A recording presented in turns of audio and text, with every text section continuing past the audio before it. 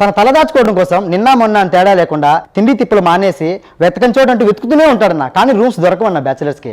ఎడారిలో నీళ్ళు అయినా దొరుకుతాయేమో కానీ బ్యాచిలర్స్కి మాత్రం రూమ్స్ మాత్రం దొరకవన్న. లేక ఒక రూమ్ దొరుకుతుంది. అది మేము అక్కడికి వెళ్ళి ఆమెకు పిలుస్తామన్నమాట. మేడం చెప్పు, రూమ్ రెంట్కి ఇస్తారా? లేదు, గంటకి ఇస్తాం. మేడం మరి రూమ్ రెంట్కి ఇక గంటకి ఇస్తారా? టూలెట్ బొట్టు పెట్టింది ఎందుకు? రెంట్కి ఇవ్వడానికే. సరే మేడం, అదేదో అడ్వాన్స్ అవంతా చెప్తే ఇచ్చేస్తాం మేడం అంటే, సరే కానీ ముందు నువ్వు చెప్పు, నీకు పెళ్ళి అయిందా? పెళ్ళా?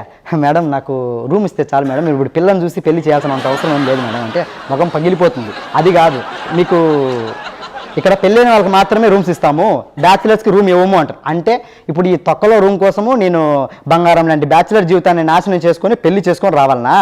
నేను పెళ్లి చేసుకొని వచ్చి నీ రూమ్లో నేను మా భార్య జుట్టు పట్టుకొని కొట్టుకుంటుంటే నువ్వు మాత్రం ఎవరిది తప్పు, ఎవరిది పప్పు, ఎవరిది రసము అని చెప్పి నాయన నిన్నట్టుగా ఉంటారా?